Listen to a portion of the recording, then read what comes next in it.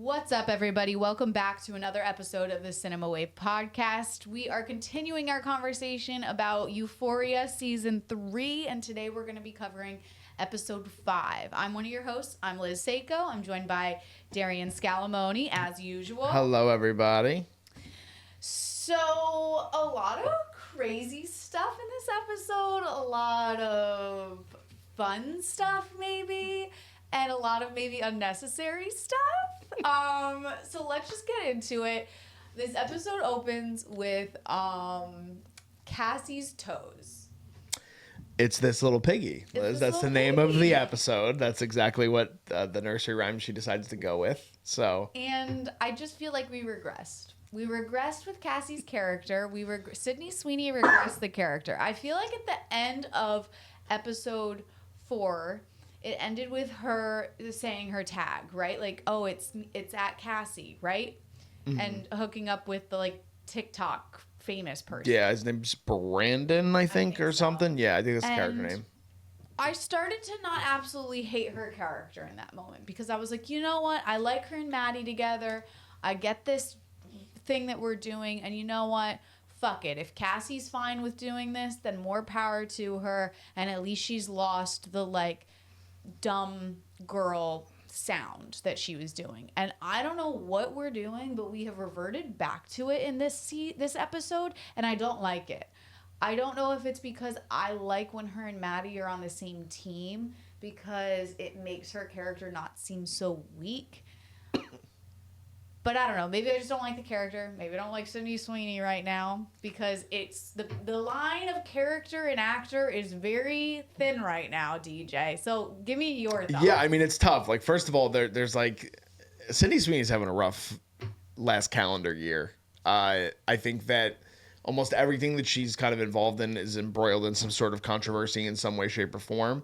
I think returning to this character is not going to help the cause for whether it's the role she wants to go for moving forward or what she does or does not want to portray on screen. I mean, again, maybe this is something that a character that she was excited to return to and do something different. I think that, I mean, the Nate and Cassie thing has just completely flown the coop. I've been saying this since early on in the season, not to pat myself on the back. I just think that Elordi is completely disconnected. Yeah. I think that it had to, I think that there's a clear difference between Elordi's reps being listen, he'll come back, but we want him to do something that's completely out of left field, that's very different than what he did previously, and we really don't want him involved in a lot of this stuff. So do what you want to do with that. He'll be there, but he doesn't want to really be involved because he's barely in the season. The whole Nate and Cassie thing now where his character completely flips on now completely supporting her journey and her sexcapades. Yeah. And being bring home the bacon, honey, you're a winner. It's just it's bad writing again, which we don't mean to say the same things every week, but it's true. If the writing's not good, it's not gonna bode well for the rest of the series and getting to a conclusion. Now Cassie in general, I mean, they do kind of an homage to the to King Kong and to the Attack of the 500-Foot Woman or whatever that film was called from the 40s. But again, it's just completely wrapped up in exploitation and not understanding kind of what is the motive for Cassie other than that we know that she wants to be famous. And that's not interesting. It's not interesting because we see this on our social media feeds every day. So seeing an actor try to play that character up isn't interesting. I would have liked to have seen even maybe a little bit more between her and Lexi in this episode on why Lexi was embarrassed by what was happening, even though she gets the job. And I don't know. It's just, I think that the way that they're handling her character, I mean, OnlyFans models are upset with the way that she is being portrayed. I would be too. So it's a big problem right now. So what I kept thinking about, and especially when they were showing the house of the influencers and they're all making the TikToks, they were clearly doing a rip on, I don't remember the name, but there was the house of influencers, the house of TikTokers, which I just feel if you were going to shed a light specifically on a real life group of people, you need to say something about it. You can't just be highlighting it and making it into a fictional story for no purpose. And honestly, I don't want to watch a show anymore about making fun of these people, because it's like, I could get that on Instagram. I could get that on social media of people ripping other people apart. I want to see these people humanized. I want to see why they are making these decisions, what has led them here, and then I want to see the human side of them. I don't want to just see a surface level version of who these like stereotypical characters are. And I think that's my ultimate issue right now with Cassie's character, is it's very surface level. We are not getting anything deeper, which is the complete opposite of what season 2 of Euphoria was for Cassie. Cassie, she was a hot mess and she wanted to be perfect, but we saw her crumbling underneath. I don't know what we're getting with her character right now, besides wanting to be the biggest woman in Hollywood. Yeah, I agree. I think that there's not much substance to what is going on with that whole B plot, and it's acting as if it's on par with the A plot. Yes, which I think that's why it's making it also so much more obvious that it's not great writing, because there are some good scenes right now in this show. And so then when you have a good, compelling, momentic scene, and then all of a sudden you're watching like a giant Cassie walking around, you're like, what the fuck are we watching right now? I think I know what you wanted to say, and it's okay. You can say it if you want to say it. I'm not. I think that, yeah, I agree. I mean, I'm not going to say his whole name because I'm not going to fuck this up every week, but Adewale's character of Apollo Brown is consistently the best momentum forward of the story. Now, it's ironic because I think that premiere episode threw a lot of people for a loop, because they were like, well, what is happening? Like, why are we involved with a gang war? What is happening with these characters? Now, again, there are elements of it that are surface level. Like, we have no indication of anything with Lori's crew whatsoever. They just basically are talking heads week to week at this point. But the whole diner scene in this episode, to me, is when Euphoria is at its peak. When tension is high, when you're having interesting characters handling desperate situations, handling situations where they're out of their element and kind of spinning it on its head. I think that is where Euphoria strives. Now, I think that whole scene between Apollo, Brown, Rue, and Maddy, who stand out of this episode. I mean, again, Alexa Demie, I think actually has a very good handle on who her character is, and it's completely showed in this episode, and her scenes with Cassie are the only scenes that are intriguing and interesting now. Because we're actually getting some momentum towards, like, I was worried that she was just going to cut her off and that was going to be the end of it. But I'm happy they handled it the way they did, where Maddy was like, no, I'm just going to lie to this bitch and tell her that I got her an audition that I don't have, to just completely keep leveraging my situation and making the most out of this. And now she's turned it into a very unique networking opportunity with one of the most dangerous men in California. So I'm intrigued to see how that moves going forward. And again, kind of how the club element with Kitty and Magic is going to play into now the stuff with Cassie. And it is, like, we were talking about this, I think it was last week, about how are they going to make these worlds collide? And it is convenient. I mean, of course it's convenient. It's there's no other way to really write Euphoria, I feel like. I mean, you set them all in the same setting for 2 seasons in high school, so you have to find a way to get them all back together. Like, Jules is so disconnected from this entire group. I mean, she's the most underwritten character in the entire season, and I don't think she'll be written well at all. We only have 3 episodes left, so we don't really have much else.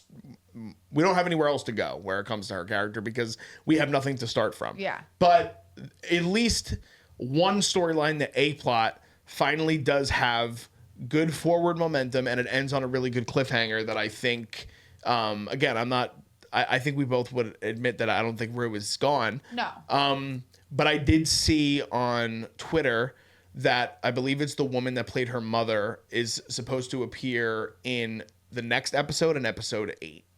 So it could be something of, like, whether it's a come to Jesus moment or Rue will die, which a lot of people think she's going to die by the end.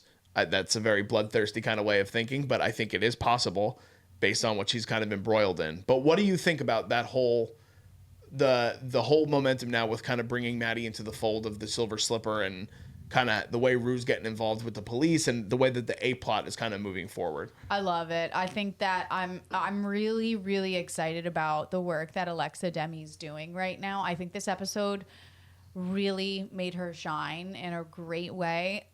And now I'm ready to see where her character goes. I'm ready to see how messy she can get. And like that, I think is also what Euphoria was about, is like watching these characters like go through these messy, horrible situations, but like you can't turn away from it. But it's because you feel for those characters. I don't really feel for any other character right now except Rue, Maddy, maybe Lexi, but that's just because we like Lexi. I like Lexi and I like Maddy Apatow, and like yes, Jules, but like I don't really feel like there's any. I don't know. I'm not really invested in Jules' story as much. I think that's why. But Maddy and Rue right now, I think, are carrying this season, and it's also because of their acting. They are delivering really, really strong performances. I mean, Zendaya never really delivers a poor performance in my eyes. But Alexa Demie, I mean, hasn't really done anything since Euphoria. And so I'm hoping that she took this opportunity and was like, look, I'm going to be done with Euphoria after. I got to show these people what I'm made of, and that, like, I don't need this show to make a career.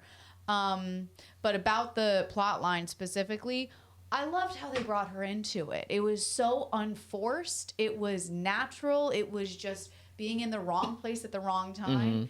And it just adds another layer of tension because now Maddy clearly knows kind of what's going on with Rue, but not to the full extent. And now that she's involved, you know that Rue's going to be upset about this because Rue's trying to get out low-key. And I just feel like it's add another layer. And so I agree, it's totally plot A, and honestly, all the focus should be at this point on this storyline because it's where the real action and emotional range is going. The Cassie stuff, I'm just like totally checked out of. Well, it doesn't, again, like it's because there's characters you can't really root for anymore. Like, and it's not like you're really rooting for Nate or Cassie in the first place based on the way things kind of happen in season 2, but it's better writing between the characters. It's more of that like cat fighty trashiness that kind of added to the allure of week to week being like, damn, is like Maddy gonna stomp this bitch out? Like, what's gonna happen now? Now it's kind of this manipulative thing, but they're also not playing it. I don't think that they're gonna have strong enough writing to make it as elevated as it could be. Is how I feel like is the way it's kind of going. The Nate stuff, again, to me, it's just like, so every week he's just gonna be like asking for money and then getting another limb, like until he literally is walking around like they showed like the SpongeBob meme where he's just all patched up and like walking around the house. Like there's nothing that, and it's really sad because like when I really didn't like Jacob Elordi when I watched Euphoria. I was like, I don't like it, and I really think it's attributing to his acting because I was like, this guy sucks, man. Like, this guy, you just fucking hate everything about him. I hate his face. I hate the way he acts. Like, I just hated him week to week on Euphoria. And then I see him in Saltburn and I see him in Frankenstein and I'm like, this guy's a really good actor. And I'm Priscilla and I'm like, I'm rooting for him because I think he can do things outside of what he was doing in Euphoria. And now he is in like a spoof movie is what it feels like. It feels like he's in complete parody and everybody else is trying to toe this line of, again, like the tension of the seriousness of the situations where anyone could die at any given moment. And there's drugs involved and there's gun warfare and the police, the FBI. But even elements of that is being undercut with the whole Nate storyline and the Cassie storyline, because the Cassie stuff, again, it's not deeper than just, I want to be a star and I just want to, like, I'm going to be the biggest person in the world and I'm going to be able, like, I'm not even going to be able to walk down the street. Yeah. And it's like, nobody really cares about that because she's not a real person right now. Yeah, exactly. There's no real weight. And like that, I understand why people that are involved in OnlyFans are upset because they have stories. They have reasons for doing this. They have backgrounds and lives, and they're not just these like people that have no thoughts and are just like, I just want to be the biggest woman ever. Like, no, they have reasons for all of this and the backstory. I don't know. I think it's a little telling that this is the lowest episode right now. So it's a 6.4. And that's the lowest episode ever in the show. Yeah, I mean, it's hard because I think the diner sequence is the best sequence of the entire season so far, personally. And I also love the whole way that it's handled when Bishop and G kind of drive her to the hole, opening the or digging the hole and putting herself in. I think that again, the work Zendaya is doing is really great. I'm curious to I'm like when Emmy season comes, which I believe voting starts soon. I think voting starts next week. I'm going to be very curious because Zendaya is like the reigning champion of that time. Like she never lost the award. The show never came out with a third season. So she won her last time for season 2. I think she'll probably be nominated again because, again, it's Zendaya, and I do think that her work is great. Mm-hmm.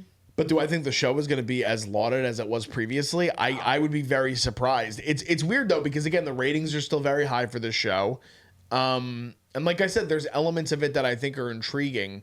But I just think that Sam Levinson doesn't have a handle on what he wants to do with these characters. I think he's just trying to think of the most outlandish things that he could do with them and put them in insane situations because that is the most natural way of having the audience come back into these characters and being like, oh, like shit's just hitting the fan out of nowhere all the time. And it's like, we're not watching this show for shock value. We're watching it because, like you said, we care about these characters. We grew with these characters, especially because you placed them in high school when they were in their 20s. So I don't know. I think that yes, there is forward momentum. The Cassie stuff is grown very, very tiresome. I don't know where they're going to go with her next. I think in the preview for the next episode, they showed that she was starting to do content with Magic and Kitty, which will now embroil Cassie in that storyline as well, which could be good.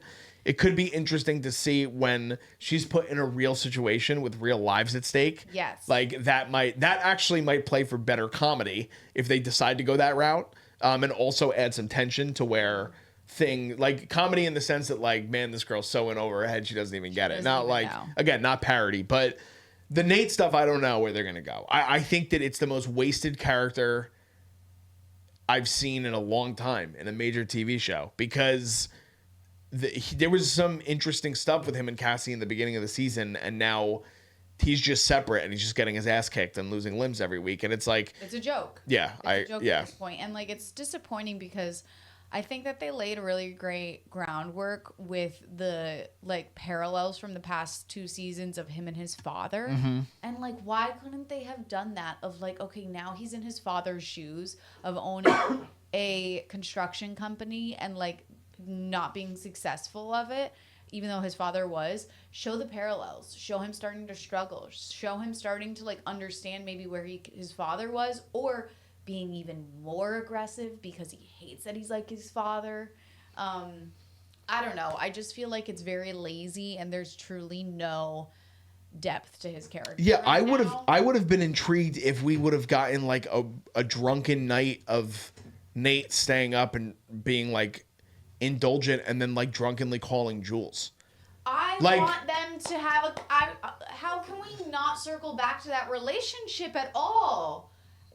How are we not bringing the past back up? Like, I just don't understand, and I don't know. I think it's just because Sam Levinson he wanted to write a different show. Yeah. But he was like, well, I'm still stuck with these characters, but I want to write something completely different, and this is what he's writing. Well, you had talked, I think, last week or the week prior about, and I know this might not have been on camera, so apologies if you didn't talk about this on camera, but this is known now on the internet, that there's, it's out there in a screenshot that it's supposed to be the season 3 finale of Euphoria. Yes. Not the series finale of Euphoria. We did talk about this on camera. And so, going off of what you're saying, like, yes, I think Sam wants to live in this Euphoria world for a number of reasons. One, because it's obviously his most profitable thing he's ever done, and HBO will continue to renew it as long as the viewership is there. And I think that even if, I don't think she's going to die, but whether she dies or she doesn't die, this is probably the last we see of Zendaya on the show, I would have to imagine. Again, but money talks. Who knows? They could turn around and say to Zendaya, you know, we'll give you like 25 for the season. Like, and that would be insane. That's a high paycheck. Like, there's not a lot of actors in Hollywood that are getting that.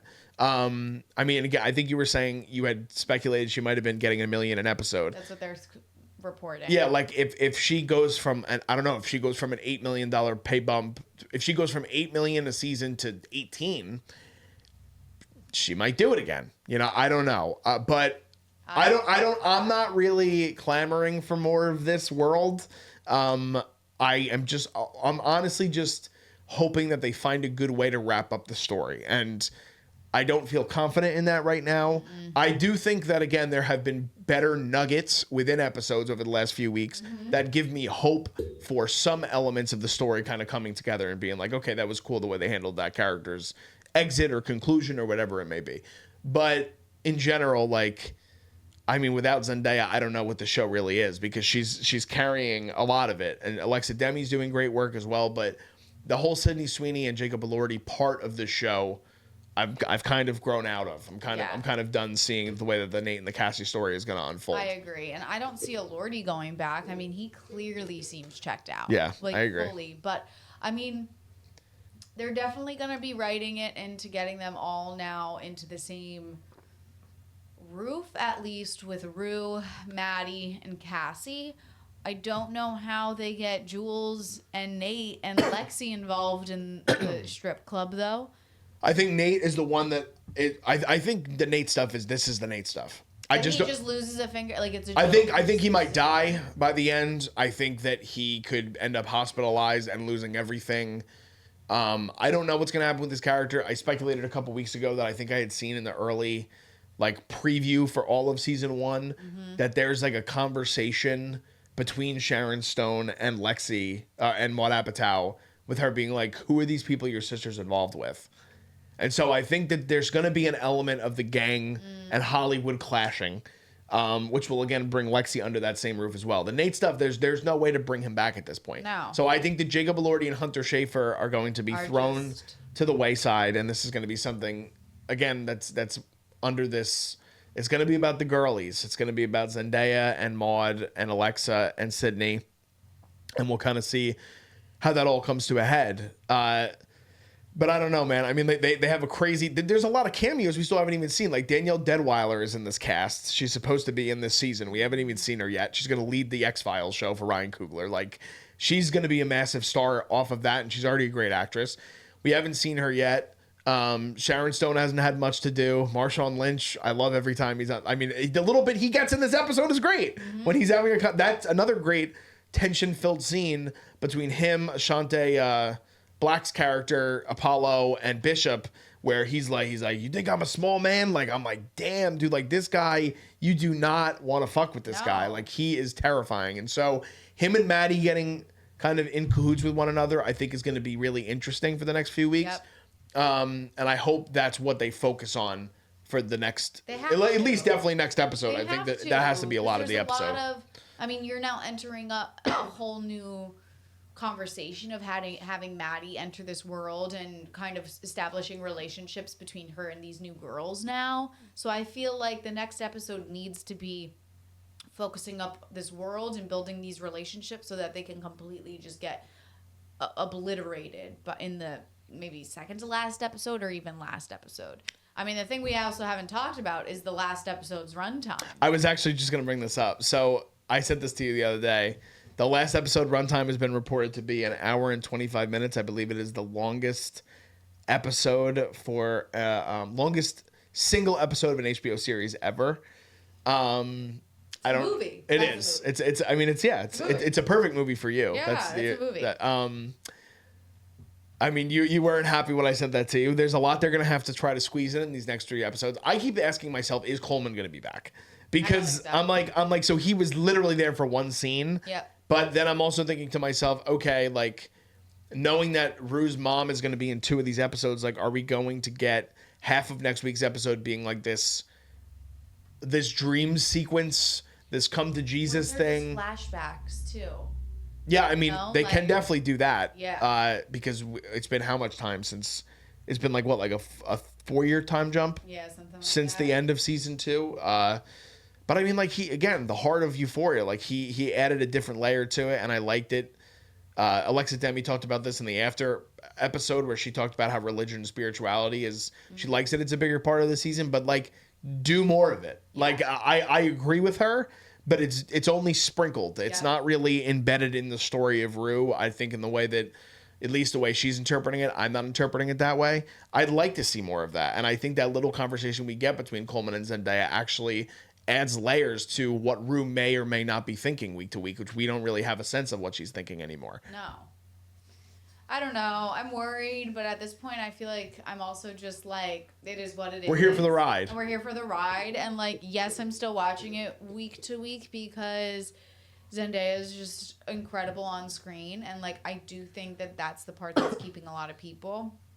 It's just disappointing, you know? Yeah, no, it's definitely disappointing because there's also not a lot of other stuff on television right now that's garnering this much attention. Yes. I will say there's a lot of streaming series that have been coming out that we haven't. I mean, I don't know about what you're watching, but I haven't watched a lot of stuff. Like even HBO, like I know Rooster people really enjoyed, and that was a comedy. It was a different kind of vibe. You're watching Hacks, I'm sure. I haven't watched it yet. You haven't watched it yet? No, I'm gonna binge it. Okay, yeah, but I've heard really good things about Hacks for this final season.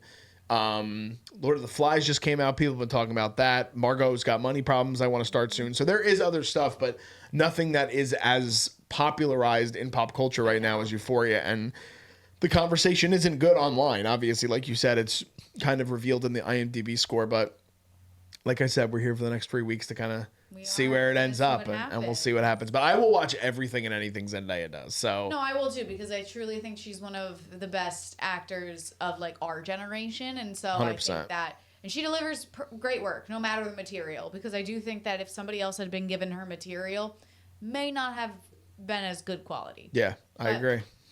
All right, I think that's it for our episode 5, season 3, Euphoria. Let us know what you guys think in the comments. Let us know if you are liking this season, if you're a fan of where Nate's character's going, if you totally disagree with us and you think Cassie's storyline is very entertaining and exactly where you saw the character going. We'd love to hear from you, so please leave us a comment below.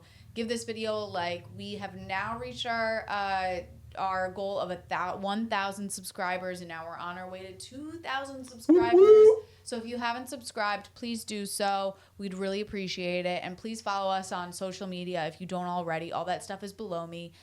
So just thank you for listening. Signing off, I am Liz Zako. I've been Darren Scalamoni. Thanks for listening. This is The Culture.